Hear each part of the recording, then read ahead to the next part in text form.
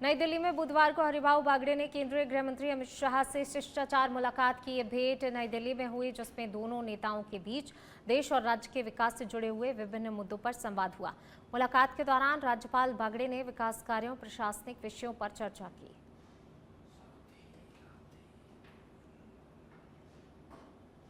तो केंद्र राज्य समन्वय पर जोर दिया जा रहा है। देखिए, दोनों की शिष्टाचार मुलाकात हुई। इस दौरान जो है कई मुद्दों को लेकर, समसामयिक विषयों को लेकर यहाँ पर दोनों के बीच बातचीत हुई है। नई दिल्ली में यह महत्वपूर्ण मुलाकात।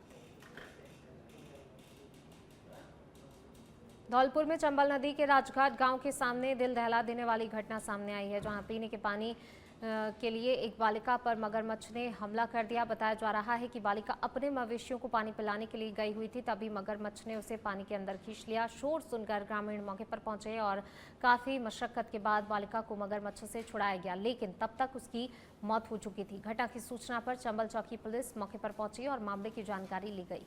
इस दर्दनाक हादसे से पूरे इलाके में शोक और दहशत का माहौल है।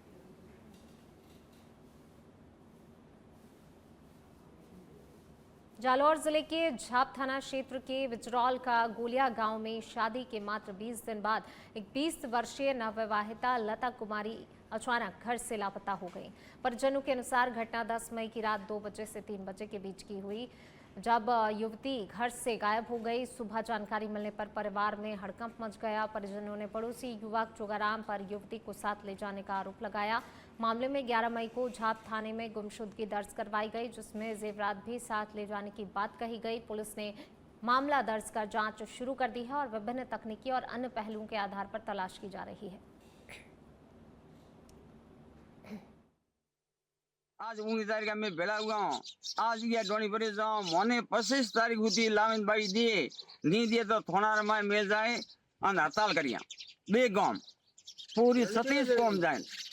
कोई बात नहीं, आज तक मौसम 19 तारीख हुई फिर मोने आज तक कोई जवाब दी तो नहीं बात हमें 20 बार मिल जाऊँ यारी डोनी पहला बारी किया था, आज भरी जाऊँ एफआर दी थी 11 तारीख गुमशुदगी ये यार कहना मैं गुमशुदगी था तो छोकरी लेंगे आप ये क्यों कहते मुलाविन दियो जो गुमशुदगी रिपोर्ट दियो जो मेरे रिपोर्ट दी थी गुमशुदगी आज मोने में था है जो हवे जाए में 25 तारीख की हड़ताल दी फोना तक मोरी बाई लाइन पास दी 10 दिन हुआ हमारे कोई उन बच्ची रो कोई पत्तो नहीं है। हमारे बेबे वेला गांव वाला भेड़ा किया गांव साथ है, हमारे गांव वाला ने कोई जवाब नहीं दे रहा है। वो काले उठे वो धरनो दो पुलिस थाना में गांव हमारा साथ है। हमारी पूरी जो सुनवाई करता हो वो हमारी पूरी सहायता कर दो।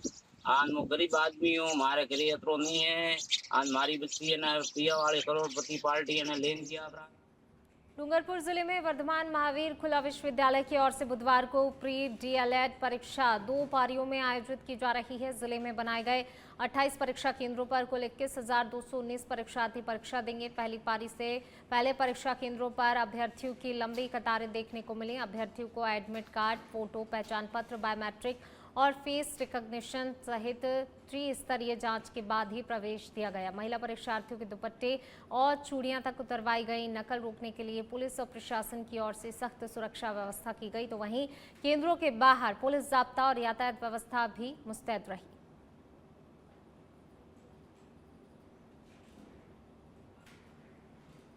डी के पहाड़ी थाना और डीएसटी टीम ने बड़ी कार्रवाई करते हुए लैपटॉप चोरी करने वाली अंतर्राज्यीय गैंग का पर्दाफाश किया है।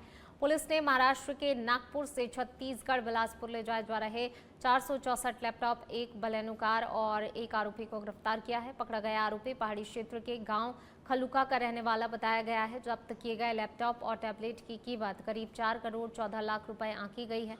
ये कार्रवाई जिला एसपी शरण कमले के निर्देशन में की गई है।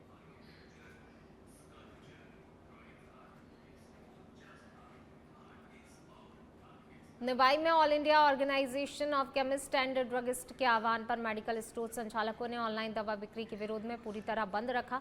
इसके चलते उपखंड क्षेत्र के सभी मेडिकल स्टोर बंद रहे और मरीजों को दवाइयों के लिए भारी परेशानी का सामना करना पड़ा। कई लोगों को आवश्यक दवाइयों के लिए इधर उधर भटकना पड़ा। दवा विक्रेताओं ने आरोप लगाया, ऑनलाइन प्लेटफॉर्म से छोटे व्यवसाय प्रभावित हो रहे हैं और बिना चिकित्सीय परामर्श के दवाइयों की बिक्री से स्वास्थ्य पर खतरा बढ़ रहा है। उन्होंने सरकार से ऑनलाइन दवा बिक्री पर सख्त नियम लागू करने की मांग की है।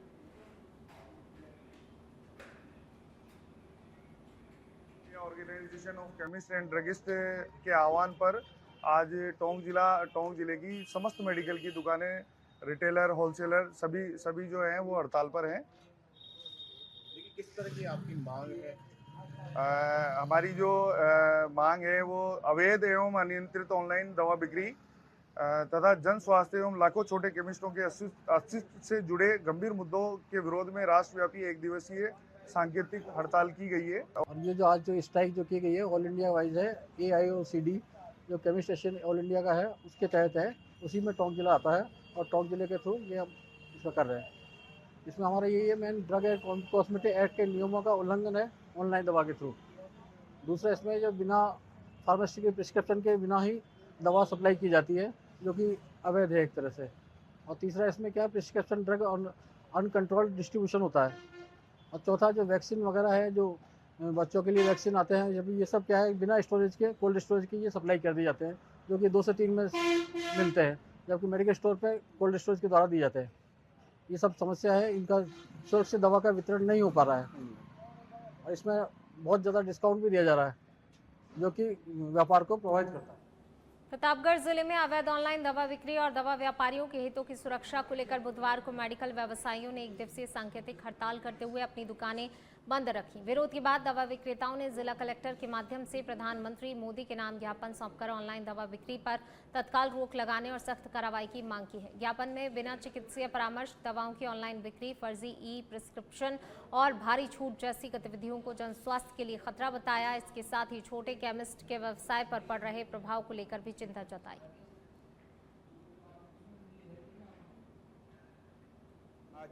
जिला प्रतापगढ़ केमिस्ट एसोसिएशन की ओर से बंद का आह्वान करते हुए सभी केमिस्ट भाइयों ने सामूहिक रूप से स्वैच्छिक बंद का समर्थन करते हुए अपने अपने प्रतिष्ठानों को बंद रखा है और माननीय प्रधानमंत्री जी के नाम एक ज्ञापन जिलाधीश महोदया के मार्फत आज यहाँ प्रेषित किया गया है।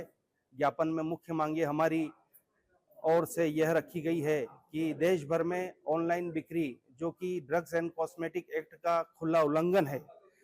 ड्रग और कॉस्मेटिक एक्ट में ऑनलाइन दवा बिक्री का कोई प्रावधान नहीं होने के बावजूद भी देश में ऑनलाइन कंपनियों द्वारा दवा की बिक्री का धड़ल्ले से व्यापार जारी है और इन ऑनलाइन कंपनियों की बिक्री में बिना प्रिस्क्रिप्शन, जो कि डॉक्टर का एक वैध पर्चा जरूरी होता है, उसके बिना भी ऐसी दवाइयाँ।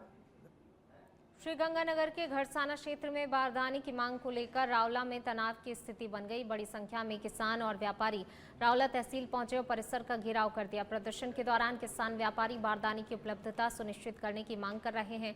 मौके पर तहसीलदार रामस्वरूप मीणा, नायब तहसीलदार जयप्रकाश और थाना प्रभारी बलवंत कुमार पुलिस जाब्ते के साथ मौजूद रहे और स्थिति को नियंत्रित करने का प्रयास किया जा रहा है।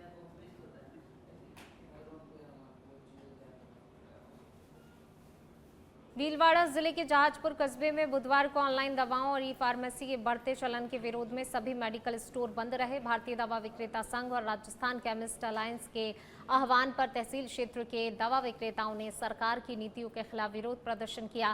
केमिस्ट का आरोप है महामारी के दौरान अस्थायी रूप से अनुमति दी गई ई फार्मेसी आज भी बिना सख्त नियमन और स्पष्ट गाइडलाइन के काम कर रही हैं, जिससे पारंपरिक मेडिकल व्यवसाय को भारी नुकसान हो रहा है। उन्होंने ये भी कहा कि ऑनलाइन दवा प्लेटफॉर्म बिना पर्याप्त निगरानी के दवाओं की बिक्री कर आम जनता के स्वास्थ्य के लिए जोखिम पैदा कर रहे हैं।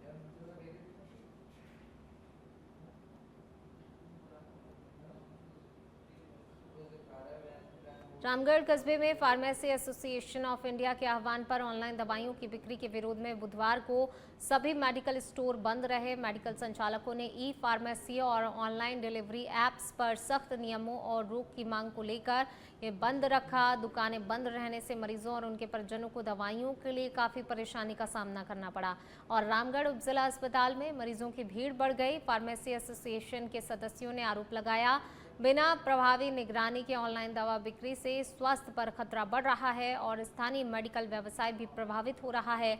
उन्होंने सरकार से तत्काल कार्रवाई की मांग करते हुए चेतावनी दी है, मांगे नहीं मानी गई तो एक बड़ा आंदोलन किया जाएगा। मांग है सरकार से वो इतनी सी है कि जो ये ऑनलाइन दवाइयाँ बिक रही हैं उस पर रोक लगाया जाए। क्यों? क्योंकि ऑनलाइन दवाइयाँ बिकने पे कोई भी तरह के रूल्स रेगुलेशन नहीं लग रहे हैं, किसी भी तरह की जांच पड़ताल नहीं हो रही है, गलत नकली दवाइयाँ भी बिक रही हैं और साथ साथ में दवाइयों का रख रखाव भी सही नहीं है। जो लोग खरीद रहे हैं उनको भी नहीं पता कि वो दवाइयाँ ले रहे हैं वो दवाइयाँ कोई असरदायक नहीं है, जहर के बराबर है। क्यों? क्योंकि ऑनलाइन दवाइयों पे कोई टेम्परेचर रीडिंग, कोई उनका टेम्परेचर रख रखाव सिस्टमेटिक सामान को कैसे दवाइयों के ऊपर इतने रूल्स एंड रेगुलेशन मेडिकल वालों के ऊपर है। क्यों है? क्योंकि वो दवाइयों की सेफ्टी के लिए है। आज ड्रग इंस्पेक्टर जो है इतनी हमारी चेकिंग करता है, मेडिकल शॉप्स की चेकिंग करता है, पर ऑनलाइन वालों के लिए ऐसा कुछ नहीं है। प्लस ऊपर से दवाइयाँ जो बिक रही हैं वो गलत तरीके से, और ये तो इसकी जांच पड़ताल हो और इस पे कार्रवाई। सवाई माधोपुर के भारतीय टोडरा गांव के पास एक सीमेंट फैक्ट्री परिसर में लेपर्ड के हमले में सुरक्षा गार्ड कल्याणमर गुर्जर घायल हो गया। बताया जा रहा है कि वह रात के समय साथी के साथ क्वार्टर की सुरक्षा कर रहा था और तभी अचानक लेपर्ड ने उस पर हमला कर पैर पकड़ लिया। किसी तरह उसने खुद को बचाया, लेकिन हमले में उसका पैर जख्मी हो गया। घटना की सूचना पर वन विभाग की टीम मौके पर पहुंची और घायल को जिला अस्पताल पहुंचाया, जहां उसका उपचार जारी है और हालत खतरे से बाहर बताई जा रही है।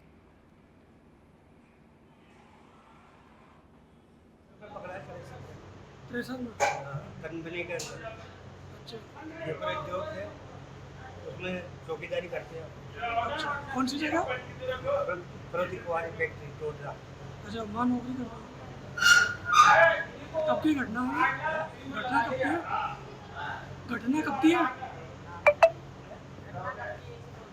ये अपने 7:30-8 के बीच। वन विभाग का सूचना दी क्या आपने? ये ना साथ में।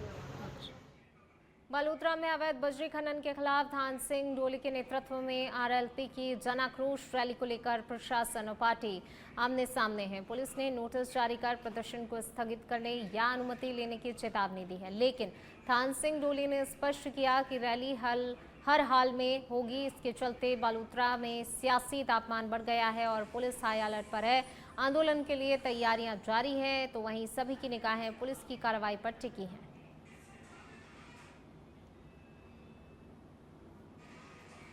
डूंगरपुर जिले के ओबरी क्षेत्र में आज़ादी के बाद पहली बार ओबरी हड़पालिया वाया हिंगड़ा तलाई डामर सड़क निर्माण का शुभारंभ किया गया। लंबे समय से क्षेत्रवासियों की मांग पर सागवाड़ा विधायक शंकर लाल डेचा के प्रयासों से ये स्वीकृति मिली है।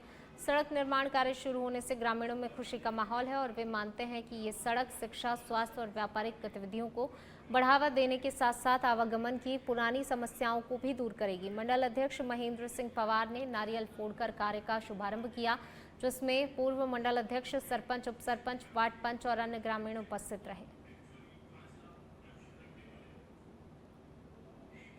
हड़पालिया तक जो डामर सड़क का शिलान्यास हुआ है, जो वर्षों पुरानी मांग थी।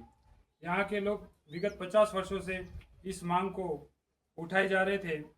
इनको आने जाने के लिए बहुत बड़ी समस्या थी, लेकिन यह मांग आज इतने वर्षों बाद हमारे विधायक महोदय शंकरलाल जी डेचा ने सुनी और इसको पूरा किया है। तो आज हम पूरे गांववासी हड़पालिया हिंगड़ा तलाई के जो ग्रामीण जन हैं उनमें भी खुशी की लहर।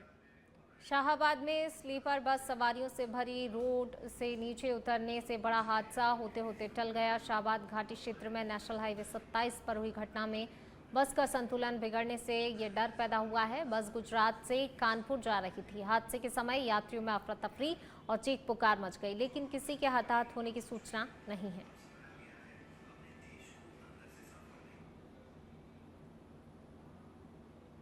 राजसमंद जिले के भीम में उप कारागृह को बंद करने के फैसले के विरोध में अधिवक्ताओं का आंदोलन तेज हो गया है। प्रदेश सरकार के कारागृह विभाग द्वारा उप कारागृह बंद किए जाने और बंदियों को अन्य जेलों में शिफ्ट करने के निर्णय के खिलाफ वकीलों ने न्यायिक कार्यों का बहिष्कार किया और तहसील व उपखंड कार्यालय के मुख्य द्वार बंद कर धरना दिया। बार अध्यक्ष चैन सिंह चौहान के नेतृत्व में अधिवक्ताओं ने सरकार के फैसले को क्षेत्र के लिए नुकसानदायक बताते हुए उप कारागृह को पुनः चालू करने की मांग की है। वहीं प्रदर्शन के दौरान प्रशासन के खिलाफ नारेबाजी की गई और आंदोलन को आगे और उग्र करने की चेतावनी दी गई। डीजी साहब से निवेदन करना चाह रहे हैं कि भीम जेल पिछले 300 वर्षों से लगातार चल रही थी, जिसको प्रशासनिक कारणों का बताते हुए इसको बंद कर दिए अचानक। इस वजह से आज पिछले एक सप्ताह से अधिवक्तागण अनवरत स्थगन कर रहे हैं आंदोलन कर रहे हैं, फिर भी अभी तक किसी प्रकार की कोई भी कार्रवाई नहीं हुई है, नहीं वापस सुचारू रूप से इस जेल को चालू की गई है। आज हमने एसडीओ साहब को भी ज्ञापन दिया है और हमारी मांग को प्रशासन तक पहुंचाने के लिए हर तरह के कदम उठाए हैं, लेकिन आसपास के एरिया को देखते हुए, जन भावनाओं को देखते हुए यहाँ जेल सुचारू चलना जरूरी है, क्योंकि यहाँ से 100 किलोमीटर के दायरे में एक जेल बनी हुई है। इसको भी अचानक बंद करना बहुत ही गलत है।